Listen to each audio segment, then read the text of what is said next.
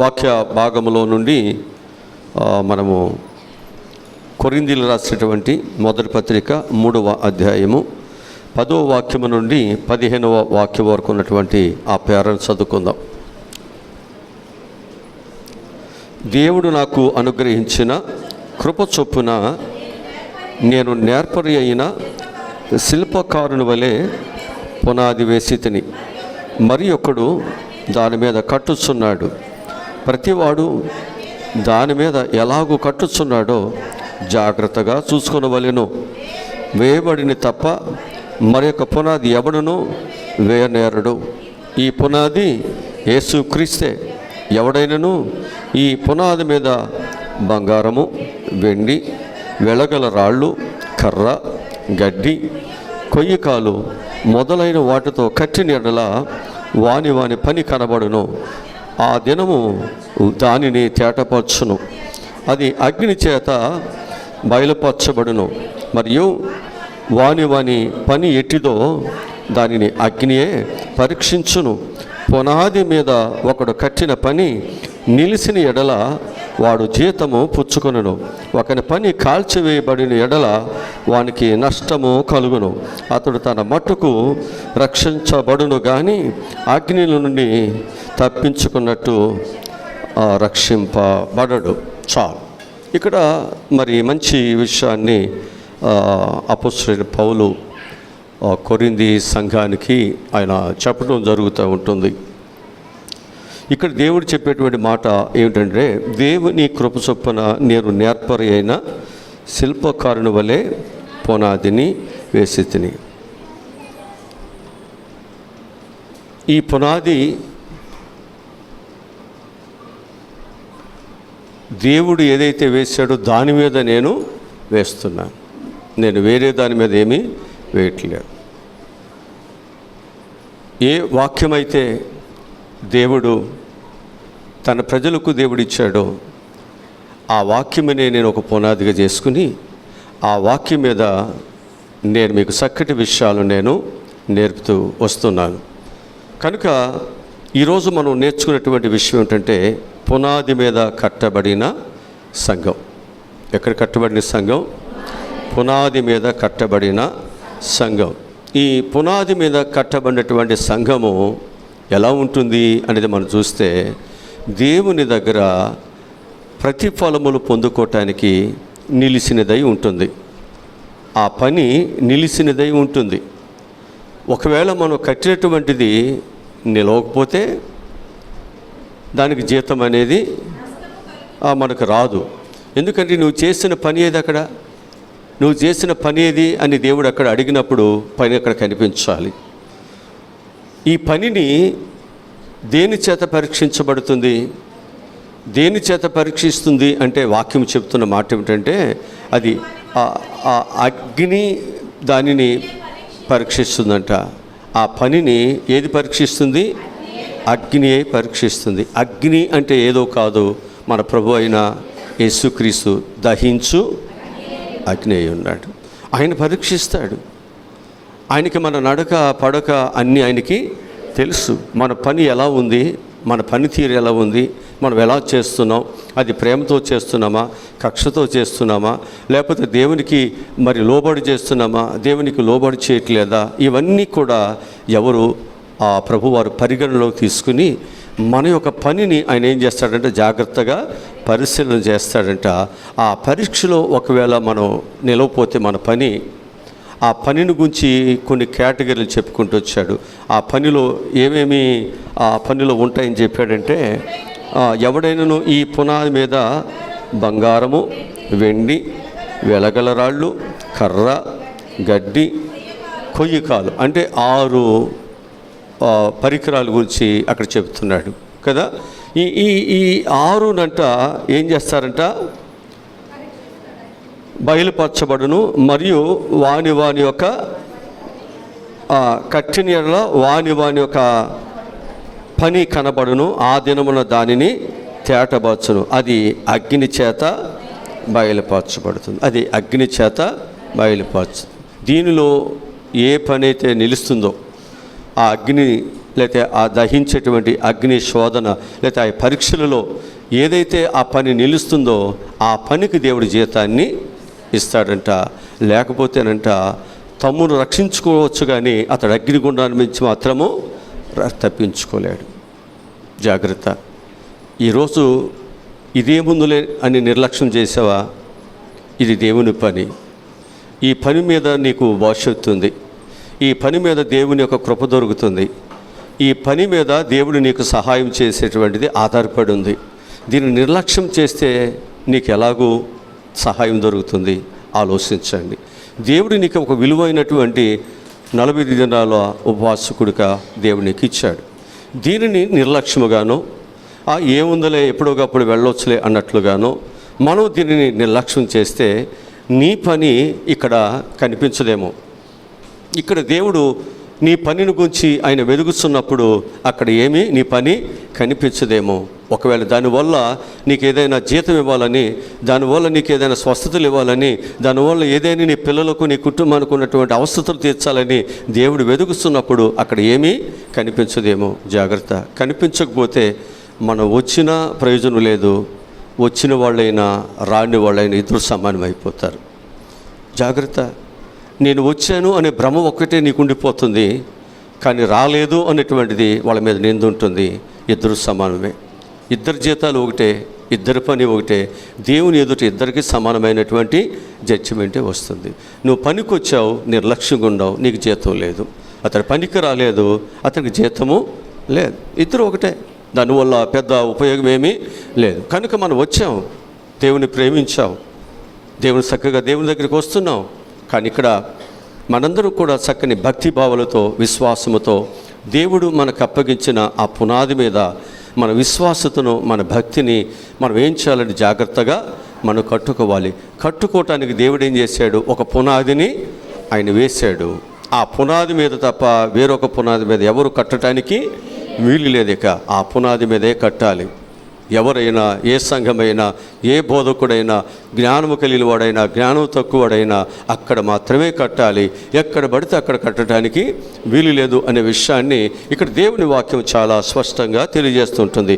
పునాది మీద కట్టబడినటువంటి సంఘమును గూర్చి కొన్ని వాక్యాలు, కొన్ని విషయాలను మనం నేర్చుకుందాం. ఈ పునాది అనగా ఏమిటంటే, ఏ పునాది మీద మీరు కట్టబడ్డారు? ఏ పునాది మీద మీరు కట్టబడ్డారు? ఒకటి మనము చూసినట్లయితే యేసు క్రీస్తు అనే పునాది మీద మనం కట్టబడాలి. ఎక్కడ కట్టబడాలి? యేసు క్రీస్తు అనే పునాది మీద మనం కట్టబడాలి. కొరింథీయులకు రాసినటువంటి మొదటి పత్రిక 3వ అధ్యాయము 11వ వాక్యాన్ని చదువుకుందాం.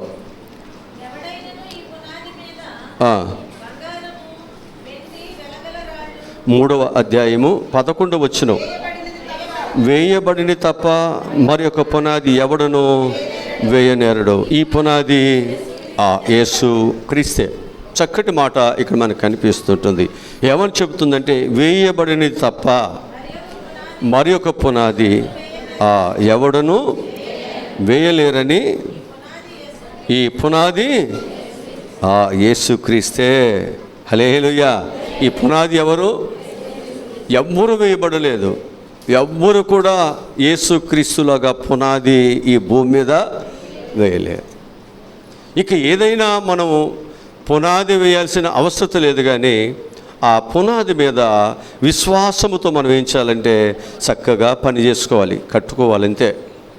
మనం పని చేసుకుంటే చాలు. ఆ పని ఎలా ఉండాలంటే తాత్కాలికంగా కాదు.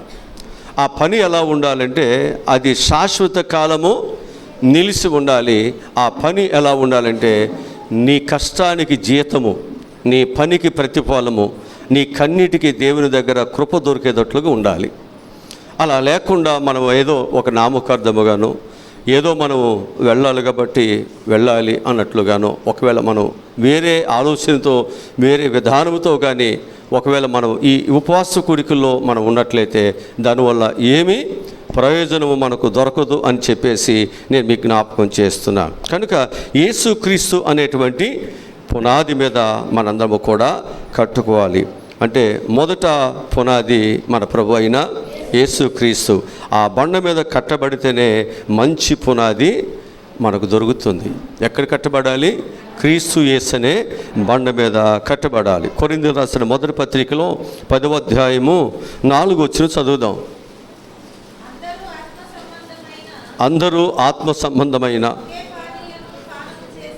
ఒకే పానీయమును పానము చేసిరి, ఏలయనగా తమను వెంబడించిన ఆత్మ సంబంధమైన బండలోని త్రాగిరి, ఆ బండ అంతే. యేసు ప్రభుని వెంబడించేవారు అంటే ఐగుప్తును విడిచిపెట్టి దేవుడిచ్చిన వాగ్దాన దేశంలోనికి వెళ్ళేవారందరూ ఏ బండలో నీళ్ళు తాగారు? ఒకే బండలో నీళ్ళు, ఒకే ఆహారము, ఒకే మార్గములో. హల్లెలూయా, హల్లెలూయా. అలా అంట నీవు నేను మనందరము కూడా ఏం చేయాలో తెలుసండి. వాక్యం మనకు బోధిస్తున్నటువంటి గంభీరమైన మాట ఏమిటంటే మనందరము కూడా ఒక ఆత్మ సంబంధమైన పిల్లలుగా ఎక్కడ తాగాలి? క్రీస్తు యేసైనటువంటి ఆ బండలోని పానీయమును మనందరము కూడా త్రాగుసు ఒక ఆత్మ సంబంధమైనటువంటి బిడ్డలుగా మన యొక్క భక్తి భావాలు ఉండాలి. అలా ఉండటానికి దేవుడు నిన్ను నన్ను కూడా ఈ స్థలములోనికి దేవుడు ఏర్పాటు చేసుకున్నాడు, పిలుచుకున్నాడు. ఊరికే కాదు మనం పిలుచుకుంది, నేను నడవటను బట్టి, నీవు దేవుని బిడ్డగా తల ఉంచుటను బట్టి, దేవుని మాటకు విధేయత అవుటను బట్టి దేవుడు నీకు ఒక మంచి భవిష్యత్తునివ్వాలి. అది ఏంటి ఇశ్రాయేలుకి ఇచ్చిందంటే వారు కట్టనటువంటి ఇల్లు ఇచ్చాడు, వారి నాటని ఫలములు ఇచ్చాడు, చెట్లు ఇచ్చాడు. వారు పాలు తేనెలు ప్రవహించే సుఖమైనటువంటి సమృద్ధి అయినటువంటి దేశంలో వారికి నివాసములు ఇచ్చాడు. ఒకప్పుడు వారి జీవితాల్లో కష్టాలు, ఒకప్పుడు వారి జీవితాల్లో శ్రమలు, ఒకప్పుడు వారి జీవితాల్లో కన్నీరు, ఒకప్పుడు వారి జీవితాలలో ఆధారణ లేనటువంటి స్థితి. ఇప్పుడు దేవుడు ఒక ఆదరణను దేవుడు వారికి ఇచ్చాడు. తనకంటూ ఒక స్థలమును దేవుడు వారికి అనుగ్రహించారు. ఇప్పుడు ఈ బిడ్డలందరూ కూడా యేసుక్రీస్తు యొక్క బండలోని నీళ్లను త్రాగిన వారు. మేము వేరే కాదు, మేమందరము కూడా దేవుని పిల్లలమే. హల్లెలూయా. అట్లా కట్టబడాలి. కట్టబడటం అంటే ఇల్లు కట్టడానికి మనం ఏం చేస్తాం? రాయి వాడతాం, ఇసుక వాడతాం, సిమెంట్ వాడతాం, ఐరన్ వాడతాం, రకరకాలైనటువంటి లోహాలు వాడుతున్నాం. అది ఇంటి వరకు. మరి ఆధ్యాత్మికమైన ఇల్లు కట్టాలంటే ఏం కట్టాలి? మనం అందరం కూడా క్రీస్తు బండలో నుంచి వచ్చే ఆ పానీయము అంటే దేవుని వాక్యమును మనం ఎప్పుడు కూడా త్రాగుతూ ఉండాలి. దేవుని వాక్యమును ఎప్పుడు కూడా వింటూ ఉండాలి. దేవుని వాక్యము ఏదైతే మనతో మాట్లాడుతుందో ఆ వాక్యమునకు మనం ఏమవ్వాలి? విధేయత కలిగి ఉండాలి, లోబడాలి. అది నీకు మేలు చేస్తుందని, అది నీ జీవితాన్ని చక్కగా నిలబెడుతుందని నువ్వు భావించాలి. అలా భావిస్తేనే, అలా నమ్మితేనే మనం ఏం చేస్తామో తెలుసండి, దేవుని వాక్యానికి లోబడి నడవగలుగుతాం. లేకపోతే నడవలేం. ఆ నమ్మిక రాదు, ఆ విశ్వాసం రాదు, ఆ భక్తిభావాలు మనలోనికి రావు. ఎందుకని అంటే అంతకు మునుపు మన యొక్క జీవితాలలో ఏదో పనిలో ఉన్నాం, ఆ పని ద్వారా మన పిల్లలు మన కుటుంబం పోషించబడుతుంది. ఏదో ఒక లాభకరమైన మార్గంలో ఉన్నాం, అది మోసమో దొంగతనమో లేకపోతే ఇంకోటి ఏదైనా కావచ్చు. ఇప్పుడు ఆ యొక్క భవిష్యత్తు లేకపోతే అది నీ కుటుంబానికి మేలు చేసేటువంటి దానిని, ఆ తర్వాత వచ్చే శిక్ష తర్వాత ఇప్పుడు ప్రజెంట్గా నీకు లాభం అనేది వస్తుంది. ఇప్పుడు దానిని విడిచిపెట్టి నీవు దేవుని బిడ్డలోక నీతిగా భక్తిగా నీవు యథార్థంగా నీవు ఉన్న దానిలో బ్రతకడం అంటే కష్టమేగా. అలా నిన్ను త్యాగపూర్తమైన వానిగా, అలా నిన్ను ఒక యథార్థమైన వానిగా, అలా దేవుని వాక్య ప్రకారం నడుచుకునేవారుగా నేను నడిపింపజేసేదే దేవుని వాక్యము. అందుకే ప్రతి ఒక్కరు కూడా ఏం చేయాలంటే ఆ బండల నుంచి వచ్చేటువంటి ఆ జీవజలములను ప్రతి ఒక్కరు కూడా త్రాగాలి. హల్లెలూయా.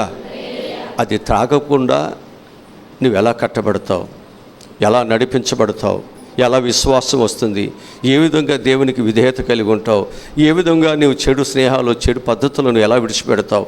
నీ జీవితంలో వాక్యము ఎలాంటిదో తెలుసా? నిన్ను వాక్యము చేత ఉదక స్నానము చేసి నిన్ను పవిత్రులుగా చేస్తుంది. వాక్యము చేత నిన్నేం చేస్తుంది? ఉదక స్నానము అంటే ఒక స్నానం చేయబడిన వ్యక్తి ఎలా శుభ్రముగా ఉంటాడో, ఎలా తేజస్సుగా ఉంటాడో, ఎలా చక్కగా మరి ఆ బ్యాడ్ స్మెల్ ఏది రాకుండా ఎలా మంచిగా ఉంటాడో, అలాగేనంట ఈ వాక్యం వినేవారు, వాక్యం చేత సరి చేసుకునేవారు, వాక్యం చేత కడగబడుతున్న వారు కూడా చాలా మంచి మనస్సాక్షితో ఉంటారు, మంచి స్వభావం కలిగి ఉంటారు, మంచి మనసు కలిగి ఉంటారు, మంచి ఆలోచన కలిగి ఉంటారు. దేవుని మీద వారికి వ్యతిరేకమైనది, దేవుని మీద వారికి వ్యతిరేకమైనటువంటి పరిస్థితులు ఎక్కడ కూడా వారికి కనిపించవు. వారు నమ్మకముగా దేవుని కొరకు సాగిపోవటానికి వారు తమ్మును తాము దేవునికి అప్పగించుకుంటారు సజీవ యాగముగా. కొరింథీయులకు రాసినటువంటి మొదటి పత్రికలో మనం చదివేశాం 10వ అధ్యాయం 4వ వచనంలో. పేతురు రాసినటువంటి మొదటి పత్రిక 2వ అధ్యాయము 5వ వాక్యాన్ని చదువుదాం. పేతురు రాసిన మొదటి పత్రిక 2వ అధ్యాయము 5వ వాక్యము. యేసుక్రీస్తు ద్వారా దేవునికి అనుకూలములగు ఆత్మ సంబంధమైన బలులు అర్పించుటకు పరిశుద్ధ యాజకునిగా ఉన్నట్లు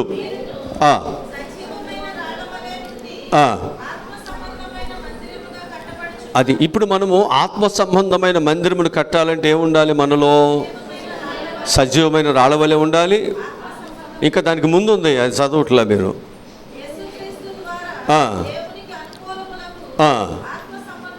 అది అనుకూలత అనేటువంటిది, అనుకూలత. ఇప్పుడు వరకు మనకు అనుకూలతలో వెళ్ళాం. ఇప్పుడు ఆ అనుకూలత నీకు లాభం అనిపించవచ్చు, నీకు చాలా ప్రయోజనం అనిపించవచ్చు, తద్వారా నీకు ఏమి ఇబ్బందులేమీ లేకపోవచ్చు. ఇప్పుడు ఏం చేయాలి? ఇప్పుడు ఆత్మ సంబంధమైన బిడ్డలుగా మనం కట్టబడాలంటే ఇప్పుడు మనం మన అనుకూలతలు కాదు, ఇప్పుడు దేవుని అనుకూలతగా మనం నడుచుకోవాలి, మనం మాట్లాడాలి. దేవునికి అనుకూలమైనటువంటి వారుగా మన జీవితాలు కట్టబడాలి. ఆ కట్టబడటానికి ఇప్పుడు మనం ఏ రాయిగా ఉండాలంట? ఆత్మ సంబంధమైన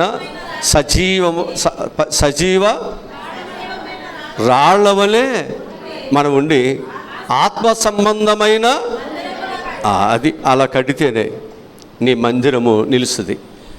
ఆత్మ సంబంధముగా నువ్వు లేకుండా, మనసు మారకుండా, ఆత్మ సంబంధమైనటువంటి వారుగా ఆలోచన చేయకుండా నువ్వు ఎట్లా పెడితే అట్లా నువ్వు కట్టుకుంటే ఆ పని నిలవదు. దేవుడు ఎంత స్పష్టంగా మనతో మాట్లాడుతున్నాడు.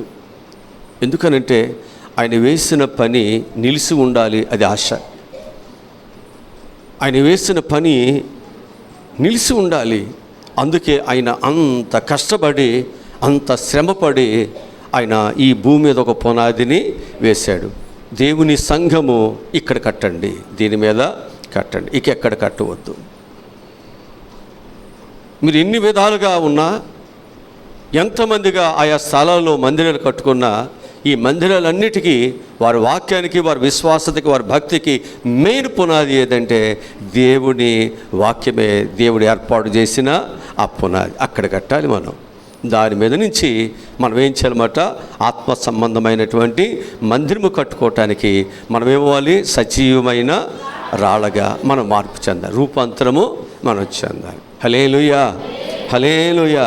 ఇప్పుడు అలాగూ మనం ఉండటానికి దేవుడు మనలను ఏర్పాటు చేసుకున్నాడు. ఇక్కడ మనం కట్టుకోవాల్సింది ఏదన్నమాట? ఆత్మ సంబంధమైన జీవితాలను ఇక్కడ కట్టుకోవాలి కదా. మన ఆత్మ సంబంధమైన జీవితాలను కట్టుకోవాలి.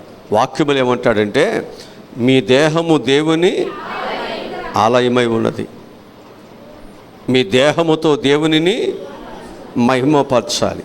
మరి దేవుని మహిమపరచాలంటే మన ఆలయంలో నిషిద్ధమైనవి, చెడు అనేకమైనవి ఉన్నాయి అనుకోండి. ఇప్పుడు వాటి మనం ఏం చేయాలి? ఎత్తి ఎక్కడ పడేయాలి? కిద్రోను వాగులో పడేయాలి. అర్థమవుతుందా? అది నిషిద్ధమైనది, అది అక్కడ పడేయాలి. అంతే, ఎక్కడ పడితే అక్కడ పడేయకూడదు. నీ జబ్బు ఇంకొకరికి అంటియొద్దు, ఇంకో విశ్వాసకి. నీ పాపాలు ఇంకోటి మీద వేయద్దు, నీ దురాలోచన ఇంకొకరికి మనం చేయకూడదు. అది మనం ఏం చేయాలి అంటే, దానికి ఒక ప్రత్యేకమైన స్థలం ఉంది. ఆ స్థలంలోకి దాన్ని తీసుకెళ్ళి, ఇప్పుడు మన ఇళ్ళ దగ్గర చెత్త వస్తుంది కదా, దాన్ని ఏం చేస్తున్నారు? అందరి ఇళ్ళ దగ్గర పోగు చేసుకుని దానికి ఒక స్థలం ఉంది, ఆ కంపోస్ట్లో పడేస్తారు తీసుకెళ్ళి. దాన్ని ఎక్కడ పడితే అక్కడ పడేయరు. ఎక్కడ పడితే అక్కడ పడేస్తుంటే ఏమన్నారు, ఇక్కడ చెత్త వేయకూడదు, ఇక్కడ వేస్ట్ వేయకూడదు. బోట్లు ఉంటున్నాయా? జాగ్రత్త. ఎక్కడ పడితే అక్కడ కాదు, దీనికి ఒక ప్రత్యేకమైన స్థలం ఉంది. ప్రభు అన్నాడు, నీ పాపములను దేవుడు తీసివేశాడు. ఎంత దూరం పడేశాడని చెప్పాడంటే, తూర్పుకు పడమర ఎంత దూరమో అంత దూరము మీ అతిక్రమములు నేను దూరపరిచి ఉన్నాను, అంత దూరం విసిరేశాను. ఇక అవి మీ కంటికి కనపడకూడదు, అవి ఎన్నడూ కూడా నీ మనసులోకి రాకూడదు. నువ్వు ఆత్మ సంబంధమైన బిడ్డగా నీ జీవితము కట్టబడాలంటే, అది నీకు కనిపించిందంటే అది నిన్ను ఆకర్షించుకుంటుంది. అది మరలా నిన్ను ఏం చేస్తుందంటే, నీ ఆధ్యాత్మికమైన జీవితాన్ని కూడదృచేస్తుంది. నీ మనసులో చెడు అభిప్రాయాలు, చెడు ఆలోచనలు మళ్ళా రేకెత్తిస్తాయి, మళ్ళీ పుడతాయి. అందుకే దేవుడు ఏమంటాడంటే, అవి కనిపించినంతగా దూరముగా వాటిని ఆత్మ సంబంధముగా కట్టబడాలనుకునేవాళ్ళు, ఆత్మ సంబంధముగా నిలబడాలనుకునేవాళ్ళు, ఆత్మ సంబంధమైనటువంటి ఫలములతో నిలబడాలనుకునేవాళ్ళు ఖచ్చితంగా ఈ ప్రయత్నము చేయాల్సిందే. హల్లెలూయా. ఇక రెండవదిగా మనం చూసినట్లయితే, వాక్యం అనే పునాది మీద మనం కట్టుకోవాలి. ఎక్కడ కట్టుకోవాలి? వాక్యం అనే పునాది మీద మనం కట్టాలి. మొదటి మాట ఎక్కడ కట్టాలనుకుంటున్నాం? యేసుక్రీస్తు అనే పునాది మీద. అది పునాది ఆయనే వేశాడు కాబట్టి అక్కడే మనము కట్టబడాలి. ఎలా కట్టుకోవాలంటే, ఆత్మ సంబంధమైన మందిరములుగా సజీవరాలుగా ఉండి కట్టుకోవాలి. అలా ఒకే పానీము తాగాలి అంటే, ఒకే వాక్యం అందరూ వినాలి, ఒకే మాటలో ఉండాలి, ఒకే విధానములు మనం ఉండాలి. మనందరం కలిసి ఏం చేయాలి? దేవుని రాజ్యాన్ని కట్టాలి. ఇది అందరి బాధ్యతే కదా. వచ్చిన పని వాళ్ళందరూ ఏం చేయాలి?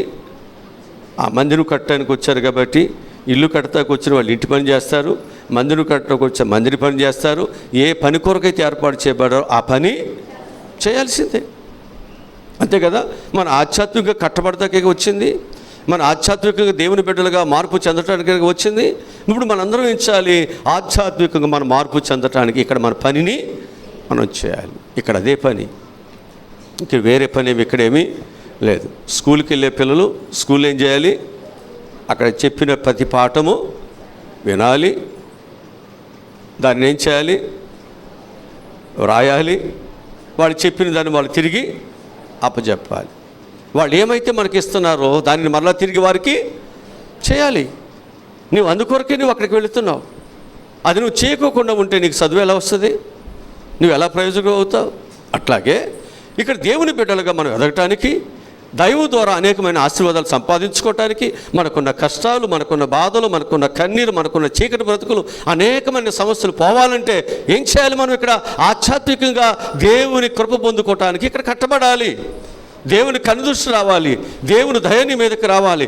దేవుడు నిన్ను దాటిపోకుండా దేవునికి సహాయమును దయచేసే విధంగా ఇక్కడ నిలబడాలి.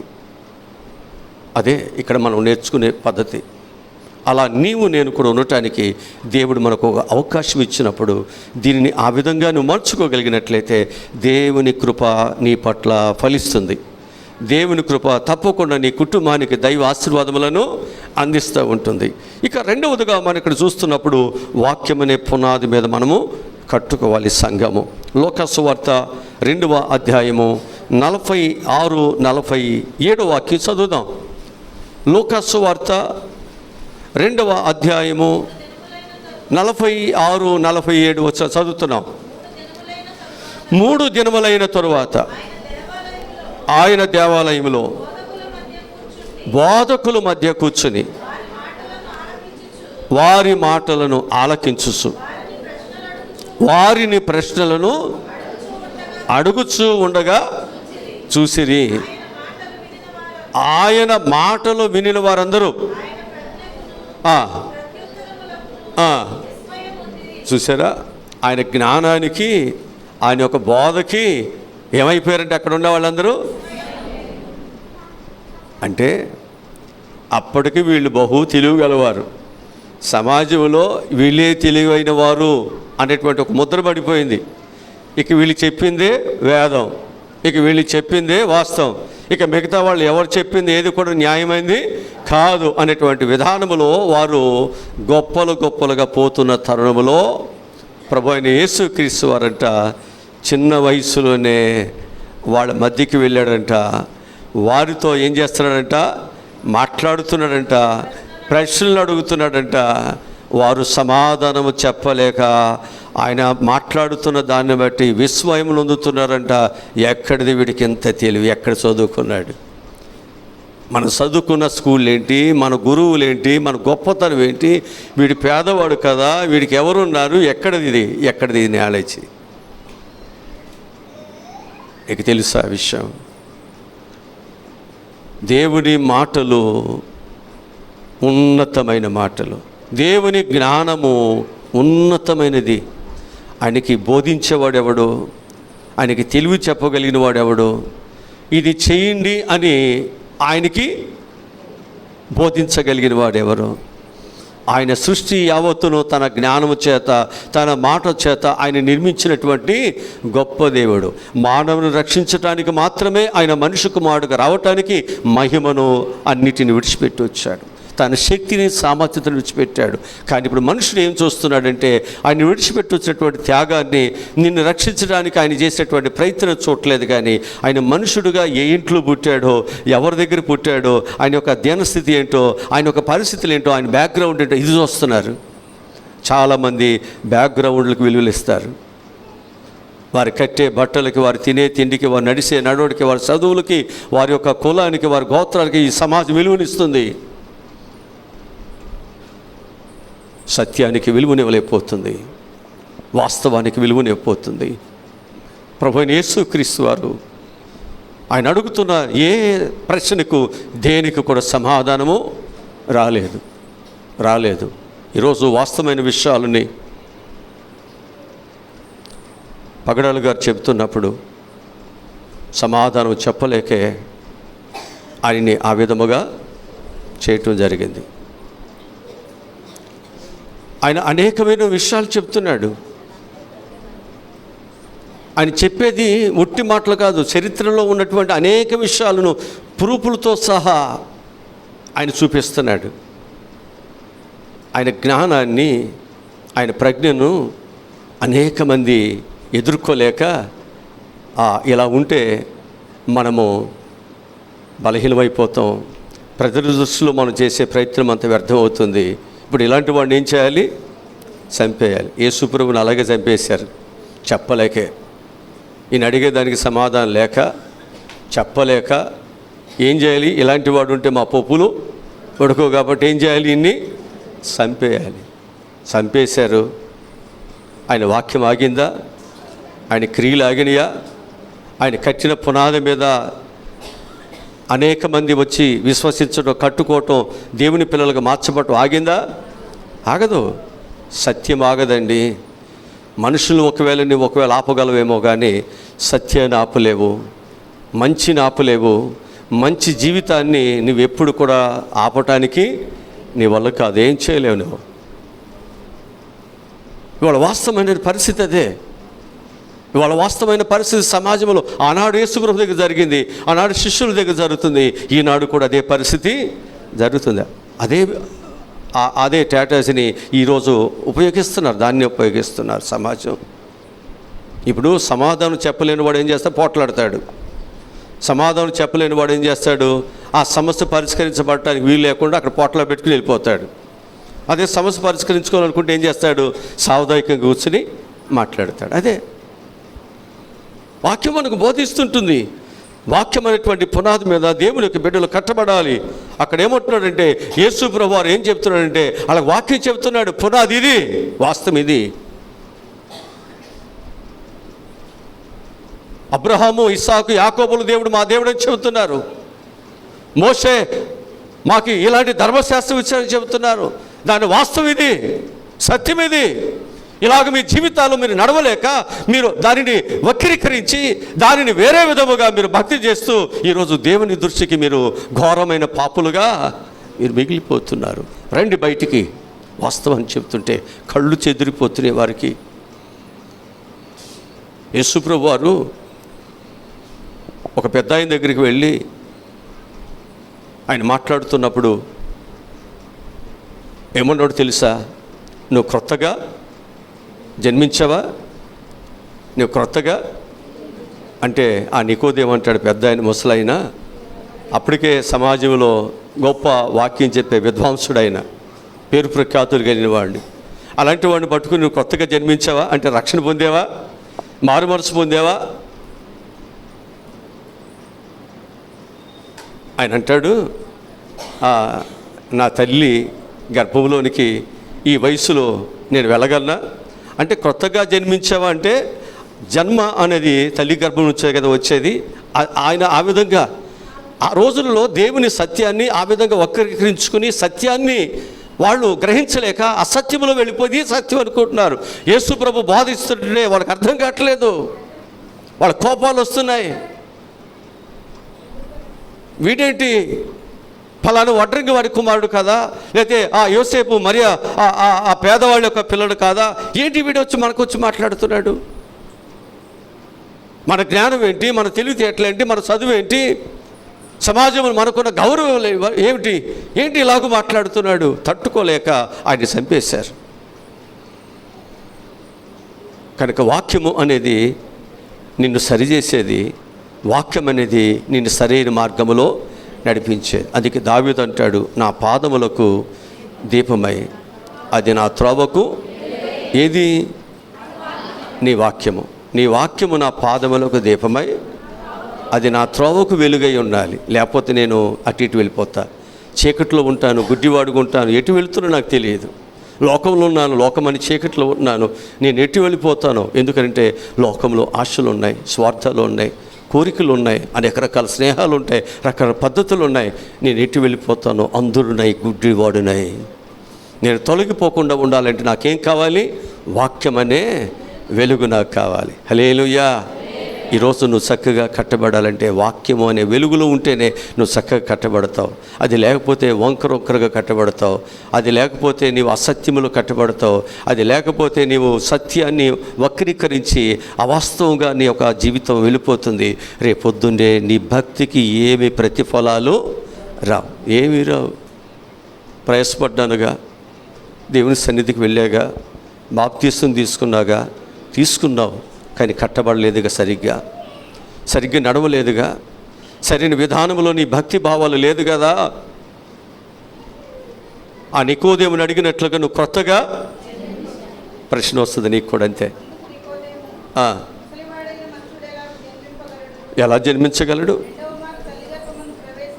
రెండవ మారు తల్లి గర్భంలో ప్రవేశించి జన్మింపగలడా అని ఆ యేసు ప్రభుని అడగ్గా, యేసు ఇట్లా, నేను ఒకడు నీటి మూలముగాను. చూసారా, జన్మంటే అతను వేరే అర్థం చేసుకున్నాడు. అసలు జన్మంటే ఏదో ప్రభు అయినా యేసుక్రీస్తు చెప్పాడు. అంటే మనం చెప్పేదానిని నీ వాక్యాన్ని బట్టి నువ్వు నడిస్తే నీకు అర్థం అవుద్ది. నీకు అర్థం కానప్పుడు వేరేగా అర్థం చేసుకుని నువ్వేమంటావంటే ఇదేంటి వాక్యం, ఇదేంటి పద్ధతి? ఎందుకని నీకు అర్థం కావట్లా, నువ్వు సత్యంలోకి రావట్లేదు, వాస్తవమైన విషయాల్లోకి రావట్లేదు. అసలు దేవుని బిడ్డగా నేను బ్రతకాలి, దేవుని కొరకు నా జీవితాన్ని నేను సమర్పణ చేయాలి, నా దేవుని యొక్క రాజ్యము కొరకు నేను కష్టపడాలి, కొన్ని ఆత్మలను సంపాదించాలి అనేటువంటి ఆ ఆశ మనలో ఉంటే మనం ఏం చేస్తామో తెలుసండి, మెడ వంచి కాడి కిందకు వచ్చి దేవుని పని ఎంత దూరమైనా ఎంత భారమైనా మన ప్రయాణం చేస్తాం. దేవుని కొరకు చక్కగా మనం ఎంత బరువైనా ఎంత కష్టమైనా మనం వెళ్ళిపోతూ ఉంటాం. హెబ్రీయులకు రాసిన పత్రికలో 11వ అధ్యాయం 3వ వాక్యం చదువుదాం. 11:3.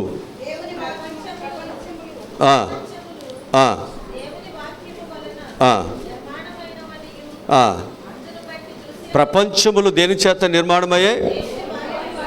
ప్రపంచములన్నీ దేని చేత నిర్మాణములై? దేవుని, అంతే, దేవుని వాక్యం వల్ల ఇవన్నీ నిర్మించబడ్డాయి. కలుగునుగాక కలుగునుగాక కలుగునుగాక. హల్లెలూయా, హల్లెలూయా. చదవండి.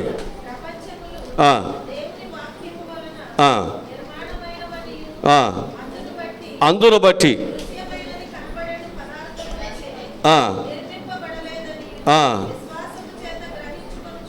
అది దృశ్యము వలన అంటే కనిపించే వాటి చేత అంటే పదార్థముల చేత అది నిర్మితమైనది కాదు, అది అదృశ్యమైనటువంటి వాటి చేత నిర్మించబడ్డాయి.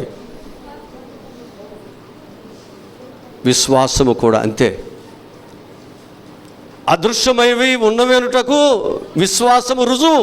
విశ్వాసం అనేది రుజువు. వాక్యాన్ని నువ్వు నమ్ముతున్నవే అది రుజువు. నువ్వు విశ్వాసముతో నువ్వు విడిచిపెడుతున్నవే అది రుజువు. దేవుని కొరకు నీ జీవితంలో అది ప్రాణ అర్పణగా పోయబడుతూ కూడా సత్య సాక్షిగా నీవు ఉంటున్నవే అది రుజువు. అలా మనం ఏం చేయాలంటే రుజువుపరచడమే మనలో ఉన్న విశ్వాసము. దేవుని బిడ్డలుగా కట్టబడటానికి రుజువుపరచుకోవాలి. రుజువు అనేటువంటిది ఏంటంటే మన మోషే దగ్గరికి వస్తే అంటాడు, నేను ఫరో కుమార్తె యొక్క కుమారుడు అనిపించుకున్నట కంటే దేవుని ప్రజలతో శ్రమ అనుభవించుట నాకు మేలు కదా. ఏ ప్రజలతో? దేవుని ప్రజలతో శ్రమ అనుభవించుట మేలని యోచించి ఒప్పుకోలేదు. దేవుని కుమారుడుగా ఉండటానికి ఇష్టపడ్డాడు. దేవుని ప్రజల కొరకు శ్రమ పడటానికి ఇష్టపడ్డాడు. దేవుని కొరకు ఎన్ని కార్యాలైనా చేయటానికి ఇష్టపడుతున్నాడు. అదే విశ్వాసం. ఈరోజు మనందరము కూడా దేవుని వాక్యము అనేది నిన్ను విశ్వాస సంబంధమైన మంచి పోరాటము చేయి. ఒక మంచి సైనికుడిగా దేవుని నిలబెట్టాలి. ఒక మంచి సైనికుడు ఏం చేస్తాడంటే ఆయన ఎదుట ఉన్నటువంటి ఆ శత్రువుని పారద్రోలేంత వరకు కూడా అతడు ఏం చేస్తాడు? పోరాటము చేస్తూనే ఉంటాడు. ఈరోజు నేను కూడా నీ శరీర సంబంధమైనటువంటి శత్రువు ఏదైతే ఉందో నీ విశ్వాసతకు అడ్డొచ్చేది దాన్ని మనం ఏం చేయాలంటే పోరాటము చేయాలి. ఆ పోరాటం ద్వారా మనకు వచ్చేది ఏంటంటే దేవుని యొక్క బిడ్డగా ఆయన మన కొరకు చిత్తపరిచినటువంటి ఆ పరలోక రాజ్యంలో మనందరము కూడా ఉంటాము అనేటువంటిది విశ్వాసమే. ఆ విశ్వాసమే అనే విషయాన్ని జ్ఞాపకం చేస్తున్నాను. మత్తయి సువార్త 7వ అధ్యాయము 24వ వాక్యం చదువుదాం. మత్తయి సువార్త 7:24. కాబట్టి ఈ నా మాటలు విని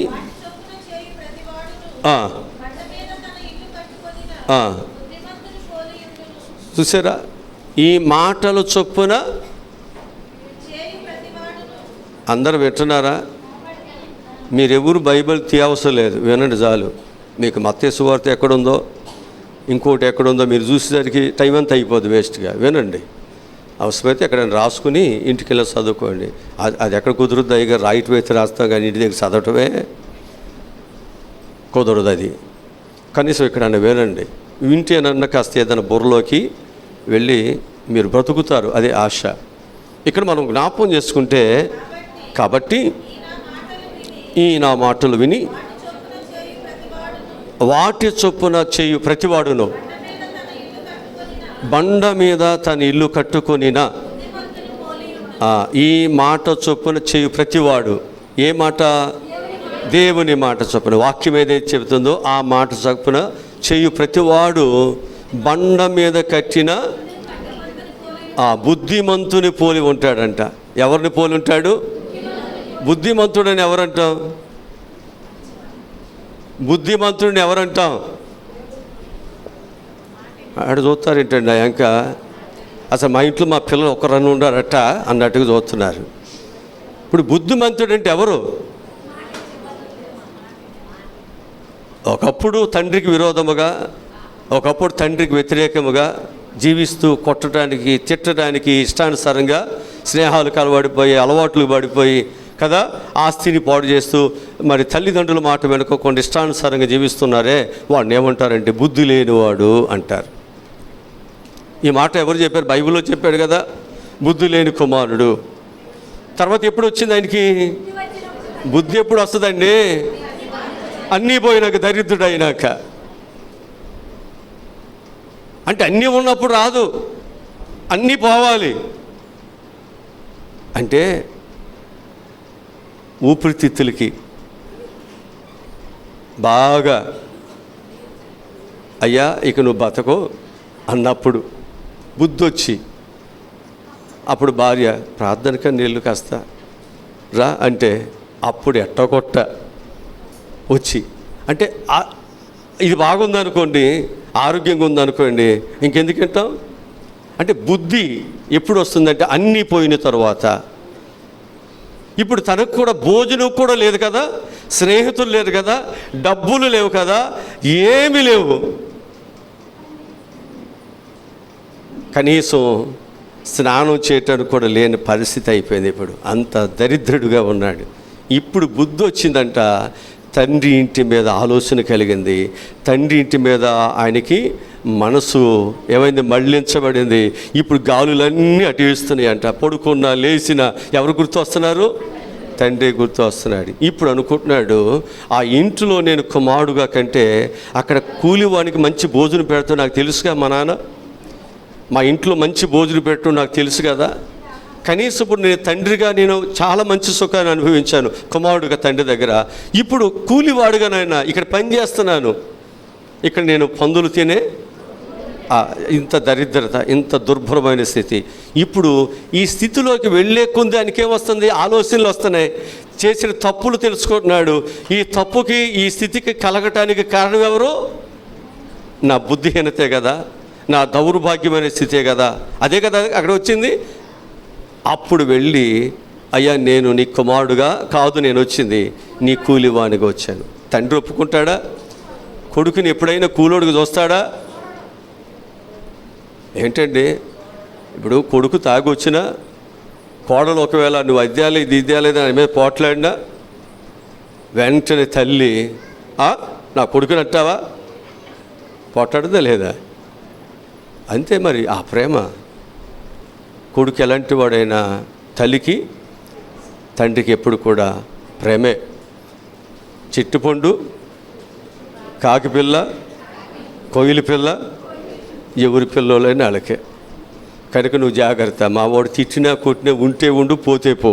మావాడు తాగినా పర్వాలేదు, డబ్బులు ఇవ్వకపోయినా పర్వాలేదు, నువ్వు ఉండాల్సిందే. మావాడిని ఏమన్నా అన్నావా మర్యాదగా ఉండదు. తల్లిదండ్రులు ప్రేమ అండి బిడ్డల మీద. అందుకే తండ్రి ఏం చేశాడంటే ఆ బిడ్డను కౌగులించుకున్నాడు, ముద్దు పెట్టుకున్నాడు. ఆ బిడ్డకు చక్కని స్నానం చేయించాడు, ఉంగరాలు ఇచ్చాడు, చెప్పులు ఇచ్చాడు. మళ్ళా కుమారుడుకు కావాల్సిన అన్ని అర్హతలు ఇచ్చేసి సింహాసనం మీద మళ్ళా కూర్చొని పెట్టేశాడు. హల్లెలూయా. ఇక్కడ బుద్ధి, అదే ఈరోజు మనకు కావాల్సింది. దేవుని వాక్యం మనల్ని ఏం చేస్తుంది? బుద్ధి కలిగిన వాడిగా చేస్తుంది. ఆ బుద్ధి కలిగిన వాడు ఏం చేస్తాడు? బుద్ధి కలిగి పని చేస్తాడు. ఇక గడ్డి తినే పనులు చేయడేక, తండ్రికి వ్యతిరేకమైన పనులు ఏమీ చేయడేక విధేయత కలిగి ఉంటాడు. మళ్ళీ ఇప్పుడు తప్పిపోయిన కుమారుడు తండ్రి మీద పోట్లాడతానికి నా ఆస్తి నాకు ఇచ్చేయండి అని అడగటానికి హక్కు ఉందా? ఎందుకని? ఆయన బుద్ధి మారిపోయింది. ఇక ఒకప్పుడు లాంటి వాడు కాదు ఇప్పుడు నేను. ఒకప్పుడు తిరుగుబాటు చేసిన వాడు కాదు. ఒకప్పుడు పాపంలో ఉన్నవాడు కాదు. ఒకప్పుడు నేను హింసకుడుగా దోషకుడుగా ఉన్నవాడు కాదు. ఇప్పుడు దేవుని కొరకు, దేవుని ప్రజల కొరకు నేను శ్రమ పడేవాడిని. చావునైనా చావటానికి నేను సిద్ధంగా ఉన్నా, నా తండ్రిని గెలిపించుకోవటానికి. హల్లెలూయా. బుద్ధిలో అలా కట్టుకుంటూ ఎంత ఉన్నతమైన వాడుగా అతని యొక్క జీవితం తండ్రి దగ్గర సాగిపోతూ ఉంటుందో. కనుక వాక్యం అనే పునాది మీద మనము కట్టుకున్నప్పుడు మనం ఏమవుతాం? బుద్ధి కలిగిన వారుగా మార్పు చెంది చక్కగా కట్టబడతాం. అది దేవుని దగ్గర పని నిలిచి ఉంటుంది. బుద్ధి కలిగిన కట్టుకుంటేనే, బుద్ధి కలిగి మనం మారు మనసు పొంది కట్టుకుంటేనే మన పని అక్కడ నిలిచి ఉంటుంది. లేక మనం మారు మనసు లేకుండా నీవు దేవుని దగ్గరికి వచ్చినా, నేను విశ్వాసాన్ని చెప్పుకున్నా, నేను బాప్తీసం తీసుకున్నాను చెప్పినా నీకు ఏ ప్రయోజనము ఉండదు అని చెప్పి కూడా మీకు జ్ఞాపకం చేస్తున్నాను. ఇక మూడవదిగా మనం చూసినట్లయితే విశ్వాసము అనేటువంటి దాని మీద పునాది కట్టాలి. ఎక్కడ? విశ్వాసము అనేటువంటి దాని మీద, ఆ పునాది మీద మనం కట్టుకోవాలి. విశ్వాసం అనే పునాది మీద మనం కట్టుకోవాలి. యెషయా గ్రంథము 28వ అధ్యాయము 16 వచనం చదువుదాం. 28:16.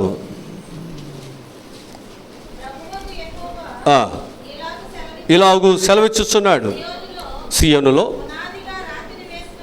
పునాదిగా రాతిని వేసిన వాడుని నేనే. అది పరిశోధింపబడిన రాయి, అమూల్యమైన తలరాయి, బహుస్థిరమైన పునాది అయిన ఆ మూలరాయి ఉన్నది. విశ్వసించువాడు కలవరము పడరు. ఆ బండ మీద ఎవరైతే కట్టబడుతున్నాడు విశ్వాసముతో, ఆ వ్యక్తి ఏమవడంట? అది ఇవాళ సంఘం ఎక్కడ కట్టబడాలి? క్రీస్తు చేసే బండ మీద, పరిశోధించబడిన బండ మీద, పరీక్షించబడిన బండ మీద, అమూల్యమైనటువంటి బండ మీద మనం స్థిరమైన బండ మీద మనం ఏం చేయాలి? విశ్వాసముతో కట్టుకుందాం. అంటే నా ప్రభు నాకు తోడుగా ఉంటాడు. నేను ఆయన మాట వింటే, ఆయన మాట ప్రకారముగా నేను ఆయన బండలో నీళ్లు తాగుతూ, ఆత్మ సంబంధముగా నేను కట్టబడుతూ, దేవునికి వ్యతిరేకమైన అన్ని విడిచిపెడుతూ నేను చక్కగా నడుస్తున్నప్పుడు నా ప్రభువు నాకు తప్పకుండా సహాయమును, నాకు కన్నీరు తుడుస్తాడు, లేకపోతే నాకు గృహాలు ఇస్తాడు, నాకు ఆరోగ్యాలు ఇస్తాడు, లేకపోతే నా కుటుంబంలో ఉన్నటువంటి ఆర్థిక పరిస్థితులను దేవుడు తీసివేస్తాడు, నా బిడ్డలకు మంచి భవిష్యత్తును ఇస్తాడు. అలా ఉన్నవాడు, అలా విశ్వాసముగా ఉన్నవాడు ఏం చెందడంట? కలవరము చెందాడు. దేవుని మీద విశ్వాసం ఉన్నవాడు కలవరం ఎందుకుంటుంది? నా దేవుడు నన్ను రక్షించడానికి సమర్థుడు. భయం ఉందా? అగ్నిగుండం చూపిస్తుంది. అది ఎలా ఉంది? ఉన్నదానికంటే రెట్టింపుగా చేశారు, ఇంకా భయంకరంగా కనబడుతుంది. చూసే వాళ్ళకి ఎలా ఉంటుంది? భయం కలిగిస్తుంది. కానీ వీళ్ళకి ఏముంది? మా దేవుడు దాని నుంచి అబ్బా ధైర్యం ఉందా లేదా? అదే విశ్వాసం అంటే.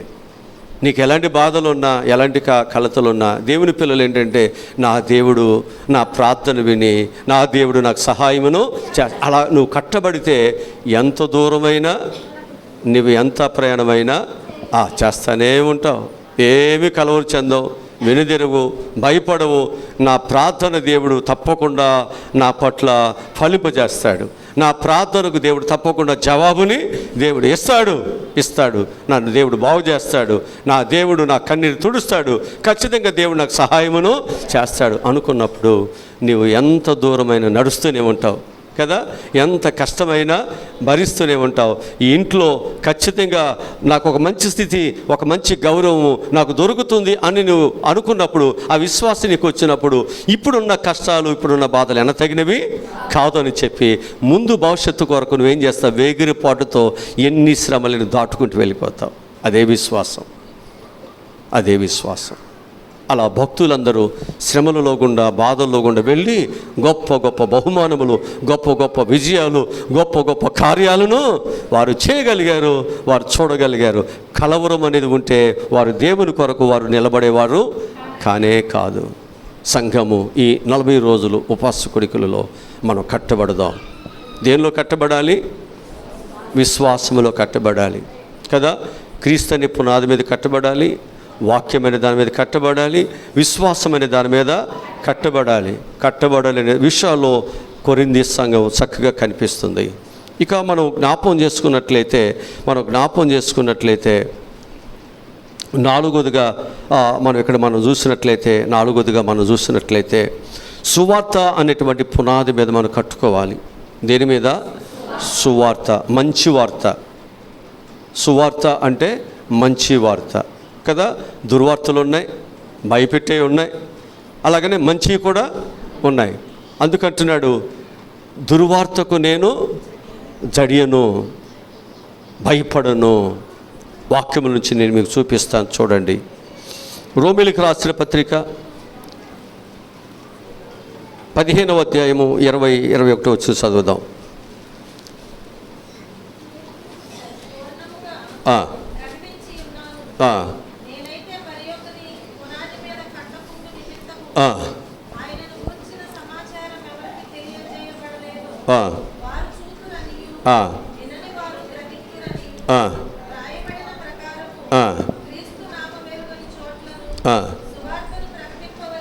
సువార్త ఎక్కడ ప్రకటించాలి? ఇప్పుడు సువార్త ఇప్పుడు ప్రజెంట్గా ఎక్కడ ప్రకటించబడుతుంది? ఎక్కడ ప్రకటించబడుతుంది? ఎక్కడ సువార్త ఉందో, ఎక్కడ సంఘాలు ఉన్నాయో, అసలు ఎవరు చర్చికి వెళ్తున్నారో వాళ్ళకే మళ్ళీ ఇవ్వండి. ఇక వీళ్ళకి సువార్త అందుతుందిగా, వీళ్ళు చర్చిలకు వెళ్తున్నారుగా. సువార్త ఎవరికి చెప్పాలి? అసలు మనం సువార్త సభలకు ఎవరిని రామని చెప్పాలి? మన డబ్బులు ఖర్చు పెట్టేది ఎవరికి? అన్యజనులను, సువార్త ఎరగని వారిని సువార్త చెప్పి వారిని ఏం చేయాలి? మంచి వ్యక్తులుగా వారిని ప్రభువులోనికి తీసుకువెళ్ళాలి. ప్రభు అంటే ఏంటో తెలియని వారికి చెప్పాలి. ఇదే మన బాధ్యత. అంటే దేవుడు చెప్పేది ఏమిటంటే, సువార్త అనేటువంటిది అందరికీ వినిపించబడితే కానీ సత్యాన్ని తెలుసుకుని వారు ఏం చేస్తారు? దేవుని దగ్గరికి వస్తారు. తెలుసుకున్న వారికి ఇంకెందుకు సువార్త? తెలుసుకున్న వారికి ఏముంది? వాళ్ళు రోజు తెలుసుకుంటున్నారు, వింటున్నారు కదా. కానీ ఇప్పుడు ఇక్కడ సువార్త ఎలా అందిస్తున్నాడు? క్రీస్తు నామము ఎరుగని చోట్లను సువార్తను ప్రకటింపవలెనని మిక్కిలి ఆశ గలవాడునై ఉండి అలాగూ ప్రకటించి తిని. అందుకే అపోస్తలుడైన పౌలు అన్యజనులను దేవుని పిల్లలుగా మార్చి అక్కడ సంఘాలని కట్టగలిగాడు. హల్లెలూయా. ఈరోజు మనము కూడా సువార్త అనేటువంటిది తెలియని వారికి తెలియచేయాలి కదా. సత్యము ఎరిగిన వారికి మనం ఏం చేయాలి? సత్యాన్ని చెప్పాలి. అప్పుడు వారు ఏమవుతారు? సత్యములోనికి వస్తారు. క్రీస్తుని ఎరిగిన వారుగా వారి జీవితాలు మార్చుకుంటారు. సువార్త పరిచర్య ఆ విధంగా ఉన్నప్పుడు ఏమవుతుందంటే సంఖ్య పెరుగుతుంది. అనేకులు నరకంలోకి వెళ్లకుండా వారు చేసేటువంటి దాన్ని బట్టి పాపపు రాశి భూమి మీద పెరగకుండా నీ సువార్త ద్వారా ఒక హృదయాన్ని ఒక 10 మందిని మార్చావంటే 10 మంది చేసే పాపము రాశిని నువ్వేం చేస్తున్నావు? భూమి మీద ఆఫ్ చేసేస్తున్నావు, బ్రేక్ చేస్తున్నావు. పెరగకుండా ఒక 10 మంది చెత్త లేకుండా చేశారనుకోండి, 10 కుటుంబాలు, ఏమవుతుంది? చెత్త పట్టుకెళ్ళేవాడికి కొంత భారం తగ్గుద్దా? అలా ఒక 20 కుటుంబాలు చేసినాయి అనుకోండి, ఏమవుతుంది? భారం తగ్గుద్దా? చెత్త పోగొడుతుంది అక్కడ? తక్కువ. దేవుడు కూడా అదే చెప్తున్నాడు. సువార్త అనేటువంటిది అక్కడ కట్టబడాలి, వారు కట్టబడాలి, వారు దేవుళ్ళలోనికి రావాలి, సత్యములోనికి రావాలి. ఇది చెప్తుంటేనేమో మత మార్పిడి అంటున్నారు, ఇది చేస్తేనేమో మా దేవుడి గురించి అసత్యము బోధిస్తున్నారు అంటున్నారు. ఇలా చెప్పబోతే సమాజానికి ఏది వాస్తవమో ఏది సత్యం ఎలా తెలుస్తుంది? మా మనోభావాలు దెబ్బతింటే అంటున్నారు. ఇప్పుడు డాక్టర్ గారు నీకు జబ్బు ఉందని అని చెప్పబోతే నువ్వు చచ్చిపోతావుగా, చెప్పాలిగా. మరి డాక్టర్ అన్న తర్వాత, వైద్యుడు అన్న తర్వాత నేను బ్రతికించడానికి నీలో ఉన్న లోపాన్నైనా చూడాలి, చెప్పాలి. లేదు మా మనోభావాలు దెబ్బతింటే ఏంటంట, అంతేనా? తప్పండి అది. ఇప్పుడు చెప్పినప్పుడు వాస్తవమో కాదో గ్రహించు. నీ ఇష్టమైతే చేర్చుకో దాన్ని, ఇష్టం లేకపోతే వదిలే. బలవంతం ఏముంది? చెప్పడం తప్పే ఉంది? సత్యాన్ని తెలుసుకునే జ్ఞానం, వాస్తవమో కాదని చెప్పే జ్ఞానం నీకుంది కదా, గ్రహించేది. నీ ఇష్టమైతే గ్రహించు, లేకపోతే లేదు. బలవంతం ఏముంది? కొట్టేదేముంది? దానివల్ల వచ్చేది ఏమీ లేదు. కనుక ఎవరి మతమును గురించి ఎవరికి వాళ్ళే చెప్పుకునేటువంటి స్వేచ్ఛ దేవుడు లేకపోతే చట్టం మనకి ఇచ్చింది కాబట్టి చెప్పుకోవచ్చు. పౌలు అలాగ సువార్తను ఏం చేశాడు? క్రీస్తు నామమును ఎరిగిన చోట సువార్తను ప్రకటింపవలెనని మిక్కిలి ఆశ కలిగిన వాడై అలాగునా. అది హల్లెలూయా. అలాగూ మనము కట్టబడాలి. అంతేగాని సంఘాలు ఉన్న చోట సంఘాలు పెట్టి లేదా నలుగురు మాకు పట్టుకుపోయి లేదా ఆడకే సువార్త అందించి మీరే రండి అని చెప్తే ఆ సువార్త వల్ల డబ్బుల వల్ల ఏమైనా ఉపయోగం ఉందా? ఏమైనా ఉందా చెప్పండి? నువ్వు చేసే ప్రయాసం అంతా వ్యర్థమే కదా. నువ్వు చేసే సువార్త వలన నీ ఖర్చు వలన 10 మంది దగ్గర డబ్బులు తీసుకుని చేస్తానే. అది ఏదైనా ఒక్క ఆత్మైనా 2 ఆత్మలైనా రక్షించబడితే ఎరగనటువంటి వారికి వారి హృదయాల్లోనికి దేవుని వాక్యం అనేది వెళితే తప్పకుండా నీ శ్రమకు దేవుడి ప్రతిఫలమును అలా కట్టండి, అలా కట్టండి. సువార్త ద్వారా ఏం చేయాలి? సంఘాన్ని మనము కట్టుకోవాలి, అభివృద్ధిలోనికి మనం తీసుకువెళ్ళాలి అనేటువంటిది దేవుడు చెబుతున్నాడు. సువార్త అనే పునాది. ఇక 5వదిగా మనం చూస్తున్నట్లయితే యేసు రక్తము అనేటువంటి పునాది. ఏంటంటే ఇది యేసు రక్తము అనే పునాది. అపోస్తలుల కార్యగ్రంథము 20వ అధ్యాయము 28వ వాక్యం చదువుదాం. అపోస్తలుల కార్యగ్రంథము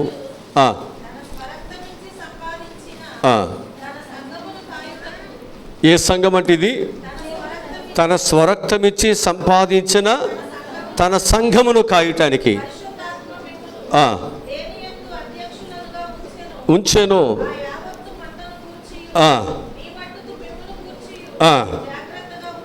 అది సంఘము అనేటువంటిది దేవుని రక్తము చేత కట్టబడాలి. అంతేనా?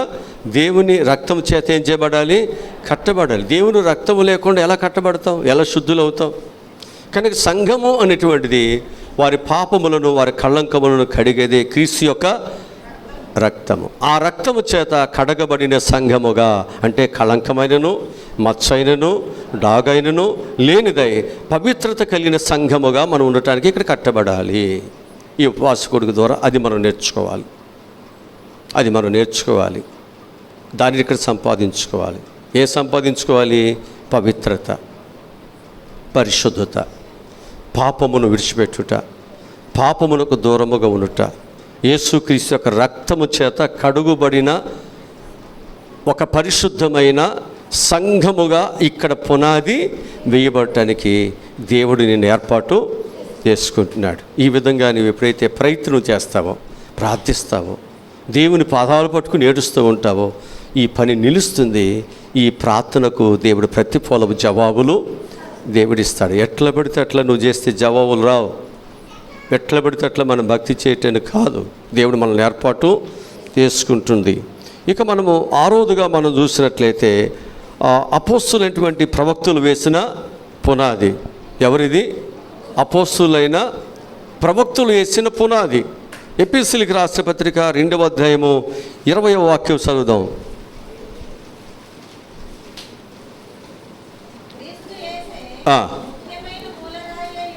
ఉండగా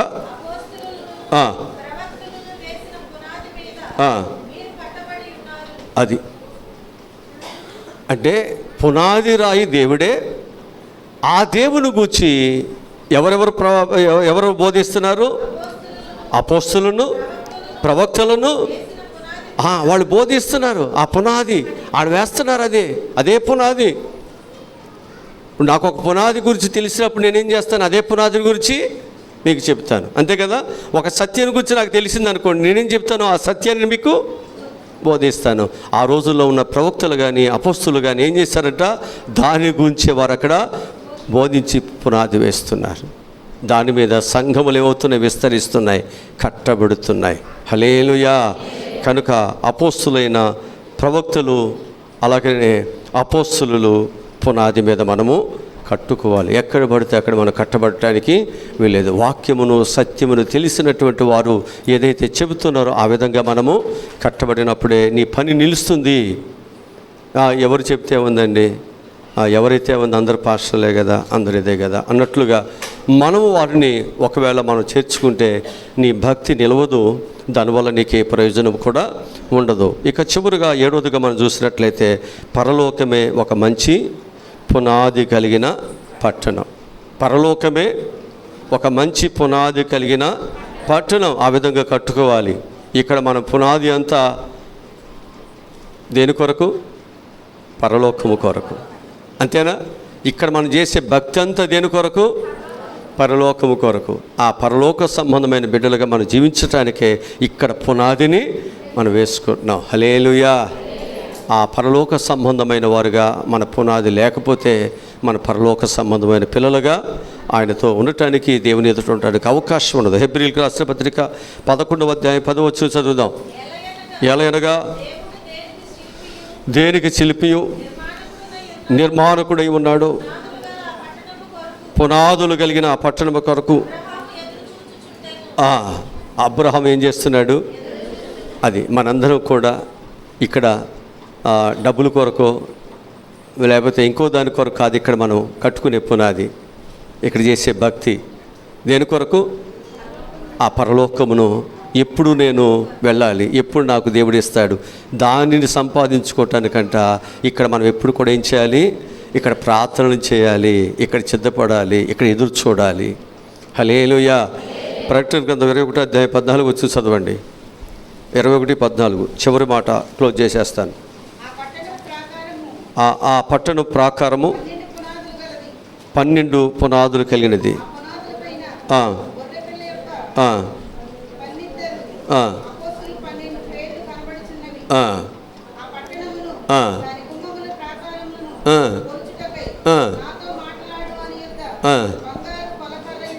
హల్లెలూయా. ఆ పునాది ఎంత ఉన్నతమైందో, ఆ పట్టణం ఎంత విలువైనదో, అంటే ఆ పరలోకం యొక్క గొప్పతనం విలువను మనం గుర్తించగలిగితే మనం ఏం చేస్తాం? ఎప్పటికైనా ఆ ఉన్నతమైన పట్టణానికి ఒక్కరోజైనా నేను వెళ్ళాలి, చూడాలి అనిపిస్తుందా లేదా? ఒకటి ఏదైనా విలువైంది అంటే మనం ఏమనుకుంటాం? చచ్చిపోయేలోగా అది నేను చూడాలి. ఆశ ఉంటుందా లేదా? ఉంటుంది ఖచ్చితంగా. అట్లాగే పరలోకము అనేటువంటిది విలువైనది అని నీకు తెలిసినప్పుడు నువ్వేం చేయాలి? ఆ విలువైన దానిని నేను ఎప్పుడు చేరుకోవాలి, నేను ఎప్పుడు చూడాలి? అక్కడ నా పితరులు,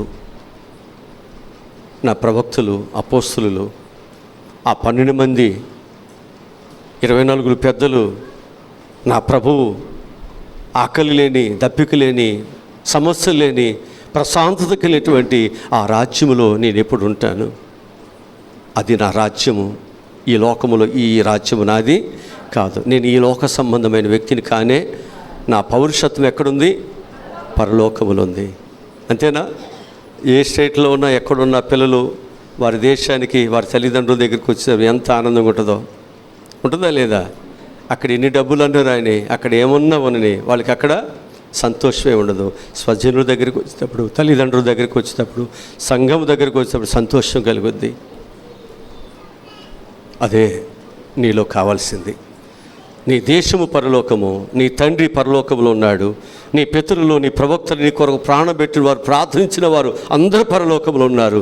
నేను కూడా అక్కడే నేను ఎప్పుడు చూడాలి. అలాంటి ఆశతో ఇక్కడ మనం ఏం చేయాలి? పునాదిని మనం వేసుకుందాం. అలాంటి కృప దేవుడు మనందరికి దయచేయనుగాక. ఆమేన్. తల ఉంచండి, ప్రార్థన చేసుకుందాం. అత్యంత కృప కలిగిన, దయ కలిగిన మా తండ్రి, ఈరోజు కొరింథీ సంఘమునైనా ఏ పునాది మీద అయితే అది కట్టబడిందో, నిలిచి ఉందో, అలాగనే మేము కూడానైనా ఆ పునాది మీద కట్టబడటానికి ఈ రోజునైనా ఏ పునాదుల మీద కట్టబడాలో ఈరోజు వాక్యం ద్వారా మాకు నేర్పించారు. ఈ ఉపవాస కోరికల ద్వారానైనా ఆ విధముగా మాలో లోపాలుంటే సరి చేసుకుని దేవుని బిడ్డలు కట్టబడితేనే నా రక్షణకు, నా విశ్వాసతకు, దేవుని సన్నిధానంలో నేను కూర్చుని ఈ సమయానికి ప్రతిఫలాలు ఉంటాయి. లేకపోతే వేస్ట్. ఎంత దూరం నుంచి మన యొక్క జీవితాలు ఇక్కడికి వచ్చినా ఏమి ఉపయోగం ఉండదు, ఏమి ఉండదు. ఈరోజు ప్రభువా, ఉపయోగం లేనివాడుగా, ఒకడు గాలికి ప్రయాసపడినట్లుగా నేను ప్రయాసపడుతున్నానేమో ఏడ్చాడు పౌలు. ఒకడు గాలికి ప్రయాసపడినట్లుగా, ఒకడు ఏమి దొరకనటువంటి వాడు ప్రయాసపడ్డాడు. రాత్రి అంతా సంతోషం లేదు పేతురికి, దుఃఖముతో ఉన్నాడు. మేమునైనా నీ దగ్గర ఎంత ప్రయాసపడి ఏమి దొరకపోతే ఎంత ఏడుపు వస్తుందో, ఎంత బాధ వేస్తుందో. పిల్లలు చదువుకుని ఎగ్జామ్స్ రాసి పాస్ అవ్వలేదంటే, ఇంటర్వ్యూకి వెళుతూ ఒక్క ఉద్యోగం రాకపోతే వాళ్ళకే తెలుస్తుంది ఆ బాధ, మిగతా వాళ్ళకి తెలియదు. మిగతా వాడు అంటాడు, వాడికి ఎందుకు వస్తుందండి, వీడికి ఎందుకు, వాడికి తెలుసు ఆ బాధ. నిజంగా నీకు నాకే తెలుస్తుంది. దేవుని బిడ్డలుగా ఎదగాలనుకునే వాళ్ళకే, ప్రార్థిస్తున్నప్పుడు బహుమానములు రాలేదన్న వాడికే తెలుస్తుంది ఆ వేదన ఏంటో, మిగతా వాళ్ళకి తెలియదు అది. అందుకే అంటాడు, రుచి చూసి తెలుసుకోండి, రుచి చూసి దేవుని పిల్లలుగా చక్కని నాయన దైవ భావాలతో, దైవ ఉద్దేశాలతో ఇక్కడ మేము ఎదగటానికి మీరు సహాయములను దయచేయమని, అట్టి మనసుతో రూపాంతరం చెంది ఆత్మ సంబంధమైన మందిరముగా ప్రభువా మేమందరము కట్టబడటానికి సహాయములను దయచేయమని యేసు నామములో ఈ మనములు ఈ ప్రార్థనలు అడిగి పొందుకుని ఉన్నాము తండ్రి. మన పరమ తండ్రి అయిన దేవుని ప్రేమ, కుమారుడు యేసుక్రీస్తు వారి యొక్క దైవకృప, పరిశుద్ధాత్మను నిత్యాదరణ, కావతల భద్రత సదా తోడై ఉండునుగాక. ఆమేన్. అందరికీ